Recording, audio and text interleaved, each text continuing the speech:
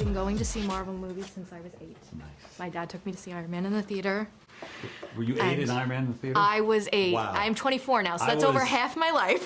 I was older than 8 when we made Iron Man. It was before girls liked Marvel. Oh, okay. And let me tell you, I've been going to the movies ever since for the Marvel movies. That. So thank you for that. everything, and thank you for the honor of this interview. Of course. Sophia Soda with the Nerds of Color, and I mean, I got to see a little taste of Deadpool and Wolverine, Yes. and let me tell you, I'm hungry for more. But I want to just ask you a broader question about the MCU, because my favorite theater experience was seeing Avengers Endgame with a packed theater. I mean, the reactions were just incredible, and I have a very strong feeling Deadpool and Wolverine is going to be that same feeling for me, which I'm so excited about to see opening nights. What is your personal favorite theater experience with an audience related to any Marvel project? Well, you know, there's so many theater experiences that I had on other movies, right? That made me want to be a filmmaker, made me want to make not just movies, but the kinds of movies that elicit that kind of emotional response from a crowd. Yeah. I don't want to go into a movie theater and come out more depressed than when I went in. Did you see Avengers Infinity War? Because I left that movie theater a little depressed, Kevin. Thanos achieved what he wanted. You should have felt happy for Thanos. He'd worked hard to get that done. So there are all sorts of cinematic moments that are in my core DNA and rewrote my DNA that I feel like I chase when we make our own movies. Avengers Endgame was a very special moment to be in a full theater for. But so was Iron Man 1. Iron Man 1, when we didn't know how people would respond to that film and to the way Jon Favreau and Downey were putting that movie to the screen. And that was pretty exciting to see it. And even there were some movies that we finished right up to the last minute. And I remember sitting in a theater with the first Ant-Man film, which was so fun. Which was right down to the wire. We finished it and it came out, and seeing people respond to Rudd, which you knew Rudd is so great, you know people are going to respond to him, but the way that story came across, so that was very exciting, and I am so lucky I get to have those moments in real life many times, seeing Hugh in the yellow outfit for the first time next to Ryan. By the way, and you know, obviously I was not involved in the first 2 Deadpool movies, so when I went to set on Deadpool Wolverine, that was the first time I'd ever seen Ryan in the costume, cool. in person. Yeah.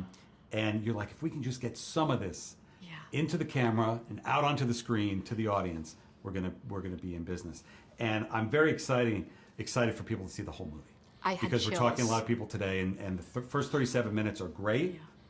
The rest of the movie's better. Yeah, I had That's chills. what I'm very excited about. Seeing those 2 together in those costumes. Oh my God, don't get me started. And you know, one thing I really love is how the film has found this balance between action and humor, but also emotion. Yeah. I mean, Marvel characters are just so special to me. I grew up loving them, and to see that the care is there on screen for their arcs is just so important to me. What is that like? That is all we want to do and all we set out to do. So hearing you verbalize it like that is really meaningful. Yeah. Most people ask me about the F word or the blood and the R rating. And that's all there. We love that too. It's all there. It's all true. The emotional beats, Kevin. That's what Ryan and Hugh and Sean have brought to it.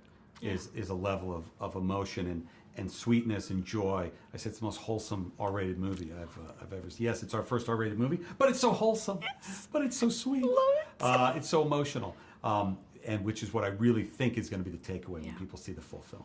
Yeah, and I do have to ask you, because I am one of those fans that I search the trailer for those little Easter eggs, those little I feel like creating theories is such a fun part of it for me. Yep. You know, just getting to see what's coming, the cameos, everything like that. Of course, I'm not asking you for spoilers. I don't want to be spoiled.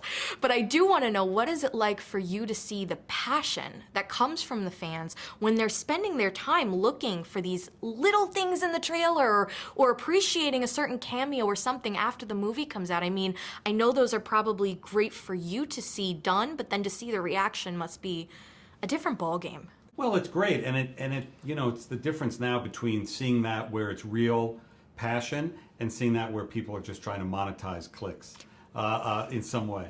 And I haven't watched, but I've been told essays of things that just aren't there. What are they? No, it's not.